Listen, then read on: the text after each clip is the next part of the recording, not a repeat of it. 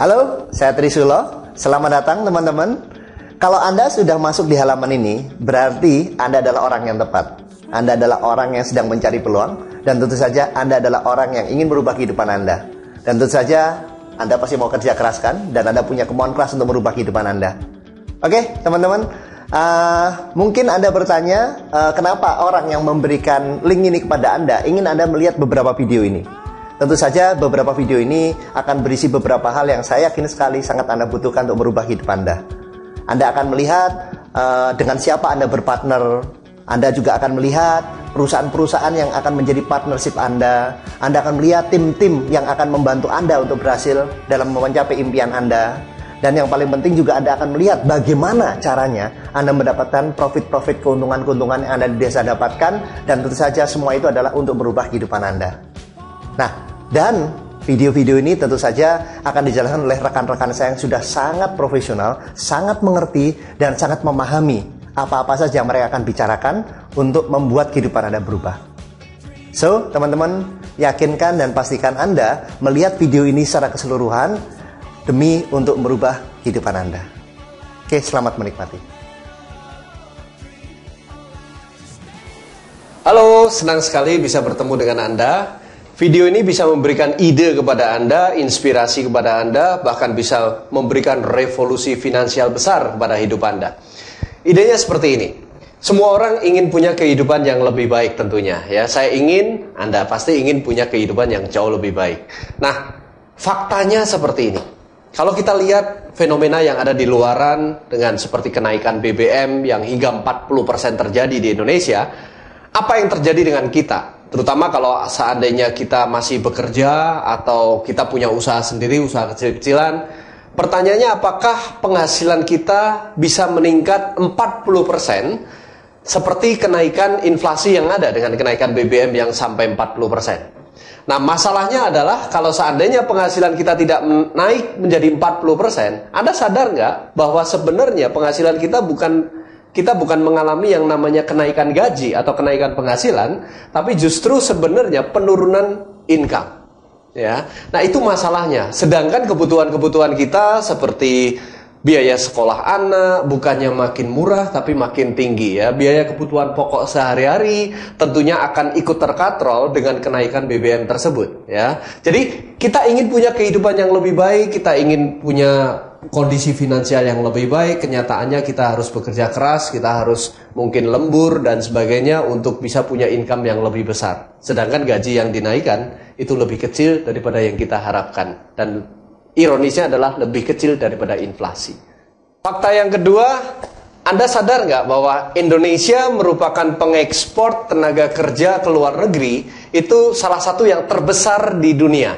Nah, mengapa bisa seperti itu? Ya, kalau jawabannya karena jumlah penduduknya yang besar, betul juga. Ya, kalau jawabannya adalah karena lapangan pekerjaan di Indonesia kurang menyerap tenaga kerja yang ada di Indonesia, betul juga. Tapi yang saya amati dari rekan-rekan saya yang bekerja di luar negeri, ternyata ada satu alasan utama kenapa kok banyak sekali orang yang tertarik bekerja di luar negeri. Apa itu? Yaitu standar income. Nah, kita sadar nggak bahwa dengan kondisi kekayaan alam di Indonesia yang seperti ini, standar income di Indonesia sangat amat rendah dibanding dengan standar income di luar negeri. Even itu di negara tetangga kita, yaitu Malaysia. Itulah sebabnya kenapa walaupun di berita-berita disebutkan bahwa resikonya sebagai tenaga kerja itu besar sekali, tapi banyak sekali orang yang tertarik untuk menjadi tenaga kerja Indonesia.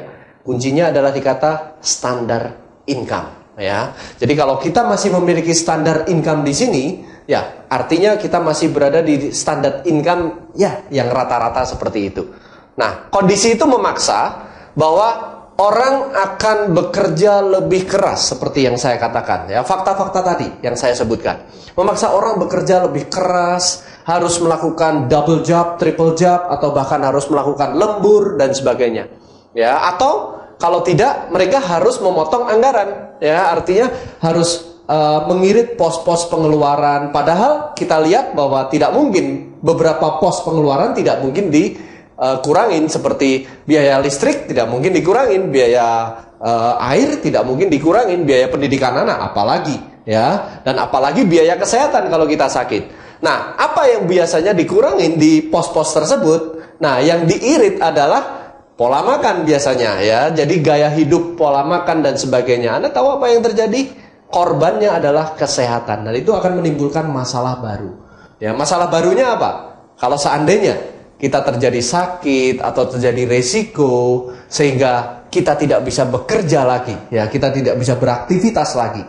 Nah, problem utama akan makin berat kalau seandainya kita tidak bisa bekerja lagi dan kita adalah penopang nafkah dari keluarga kita. Nah, bagaimana dengan kelangsungan kalau seandainya kita tidak bekerja lagi? Income berhenti, dan itu resiko yang sangat amat besar yang bisa kita tanggung. Mari kita lihat fakta yang lain, ya. Kalau Anda buka di internet, buka di Google, saat ini daftar orang-orang terkaya di dunia makin bertambah. Nah, itu ironisnya dari fakta yang sebelumnya saya sebutkan. Ya, banyak sekali orang-orang kaya zaman dulu yang, kalau zaman dulu orang-orang kaya itu biasanya di usia di atas 30 tahun, tapi sekarang orang-orang kaya di dunia itu tergantikan dengan anak-anak muda, ya, masih usia 20-an dan sebagainya, mereka kaya. Anda tahu kenapa? Karena hadirnya teknologi online, ya, teknologi internet itu yang merubah semua wajah peta orang-orang terkaya di dunia. Kita lihat contoh-contohnya, ya. Yang pertama yang pasti Anda sudah pernah tahu, yaitu Mark Zuckerberg, ya, pendiri Facebook. Anda tahu sekarang Facebook memiliki pengguna aktif lebih dari 1 miliar di seluruh dunia. Ya, yang kedua, Sergey Brin dan Larry Page. Ya, mereka mendirikan Google yang akhirnya membeli perusahaan besar YouTube dan sebagainya. Anda pasti pernah dengar juga yang namanya Jeff Bezos dari Amazon.com. Ya, kalau di Indonesia kita bisa melihat orang-orang yang sudah mendapatkan penghasilan yang besar sekali dari teknologi online. Ya, seperti contohnya Anna Ahiram, yang pemilik Asian Brain, dan juga Andrew Darwish, pemilik Kaskus. Nah, mereka tidak hanya mengenerate income atau menghasilkan income yang besar bagi mereka, tapi yang paling menarik adalah mereka menghasilkan income yang datang terus-menerus, apakah mereka bekerja atau tidak. Ya, itu yang disebut sebagai passive income. Saya tertarik sekali dengan orang-orang yang bisa mengenerate yang namanya passive income, ya, karena resiko sangat amat besar pada saat kita masih memiliki penghasilan yang sifatnya aktif. Lalu apa idenya? Mungkin Anda berpikir bahwa saya tidak memiliki keahlian di bidang online, saya tidak ngerti internet, saya gaptek, ya. Anda lupakan dulu masalah teknis, tapi coba pikirkan beberapa hal ini. Ya, coba Anda bayangkan kalau seandainya Anda memiliki sebuah kesempatan untuk terlibat dalam sebuah usaha yang berskala internasional, ya, dengan Anda bisa kembangkan ke seluruh penjuru dunia secara online. Ya, mulai dari tempat Anda. Ya, tentunya dengan modal yang kecil dan resiko yang terjangkau untuk Anda. Bahkan saya boleh katakan sebenarnya kalau soal resiko itu kecil sekali. Ya, dan bayangkan kalau seandainya dari kesempatan tersebut Anda bisa memiliki income yang berstandar internasional. Saya garis bawahi, berstandar internasional. Ya, karena kami memiliki program, kalau Anda lakukan, Anda bisa memiliki kesempatan untuk 6 bulan ke depan Anda memiliki income 10.000 US dollar, ya. Bayangkan 10.000 US dollar dalam waktu 6 bulan. Ya, saya tidak membual. Banyak sekali orang-orang yang sudah berubah kehidupannya dengan kesempatan bisnis ini.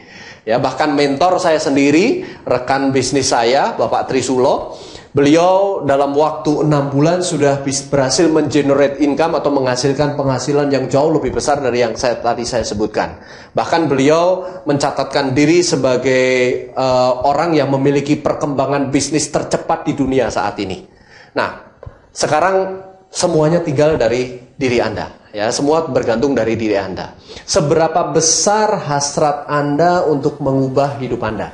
Seberapa besar Anda ingin merevolusi kehidupan Anda?